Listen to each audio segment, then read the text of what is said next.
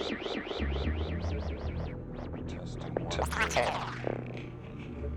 quick devlog update. Welcome once again to the Hibernaculum, gentle viewer. Just a quick painting session of one of our Andes here as I collect my thoughts a little bit. Yeah, basically been spending a heck of a lot of time behind the scenes with not so much eye candy postable stuff, like the skilled stat system, our ThedF10 system, which is basically the combat mechanics, 2-hit based on Thaco from AD&D. This is turning a lot. This is becoming a lot drier than I anticipated. I spice this up a little bit. So I hurt my foot the other week. Guess it's a sign of getting older, where you just don't know how you injured yourself. I think I sat on it for too long, or sat cross-legged for too long, or something like that. But I know some of my old mates have like broken their leg getting out of bed in the morning, so it's not. I'm not doing too bad in the overall scheme of things. Anyway, hurt my foot a bit. Was laid up for a while. But honestly, it was kind of good to take a bit of a break from Hyber development 24/7, because I really do,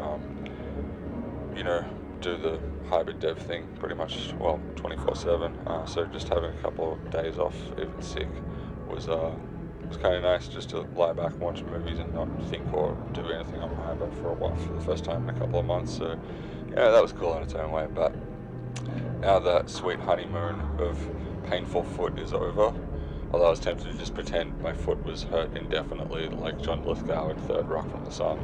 I love that episode. Classic show. Guess most of you kids probably haven't heard of that these days. These days, without it's like it's on DVD. It's like a laser disc. Google it. Anyway, So this is our. I have revealed it is based on a NASA robot. Which I don't care. Like I mentioned recently, someone posted on Twitter, like calling out people that trace, and it wasn't like directly connected with, how I use tracing, how painters have used tracing for thousands of years. But it was kind of like a "you shouldn't be tracing" post, and I mean it obviously rubbed me the wrong way. But I think it's also important to just talk about the roots of art in that respect. Tracing goes back to the old masters of oil painting, Da Vinci, Caravaggio. They gridded up their sketches and then transferred those grids larger to a wall, and that's how they did their paintings. As someone who's done a lot of murals, especially with larger crews, you take any shortcut you can to save a bit of time and make sure things don't stuff up. And I imagine working for a church on a job that would take 15 plus years, you'd take every shortcut you can so that you can take your time with the things that matter. And I guess I'm rambling, but that's kind of how I look at game dev in a lot of ways. Is I heard the saying, there's no solutions, there's only trade-offs, and it's like, no, I don't believe that at all. I never take trade-offs. You make compromises. You trace where it'll save time, and that leaves you time to be artistic where you want to. And for me, that's atmosphere, that's world building, that's nuanced, subtle hues and shape. It's like bringing my style into the artwork, and it leaves me time for that. But back folding back into ampersand. What I was originally saying is that this guy is traced straight off a actual NASA robot that exists. As you can kind of see the reference in the corner there, because it's just perfect.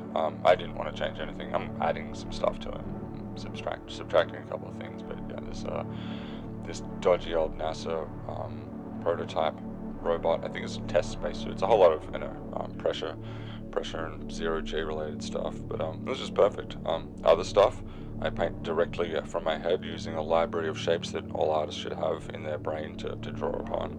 And sometimes a lot of the time it's in between. It's however you can get the job done, the shortest path possible that leaves you the most room for creativity along the way, because that's what it's all about, right, people? I mean, this is why David Lynch complains on the set of, the new Twin Peaks series is, he's given 2 days to shoot to take his shots in a scene where, you need 2 weeks to sit there and mull it over and let it roll around in your brain a little bit, and you know, then we're talking about the dream landscape now. That goes beyond you know, libraries and shapes to draw upon. But I guess that's a devlog for another session. Anyway, foot's fine now. I'm actually sitting on a weird position again. That's probably not a great idea. Yeah. So around here you'll see my rig crashed completely, and I lost about half an hour work. So I was really a little unhappy about that. I was quite happy with a lot of these chords and shapes going on. Lost it all. Had to go back and paint it. So you'll see a point where I think things have changed now. Yeah, I think this is the repaint where I pulled it together like 2 a.m. That was a lot of fun. It's all just about ready to go. And as I mentioned on Twitter, the voice effects of this guy will be a lot of fun. But I did a placeholder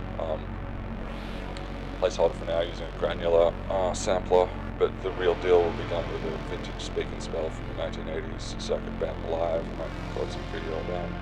And yeah, here's the final animation. I've even completely blanked on like 2 or 3 of the original points of this video, but you know what? I'm gonna call it here, and just massive thanks to all my Patreons and all Hibernaculum supporters. You know, be seeing you aboard ship as usual. Yeah, be seeing you.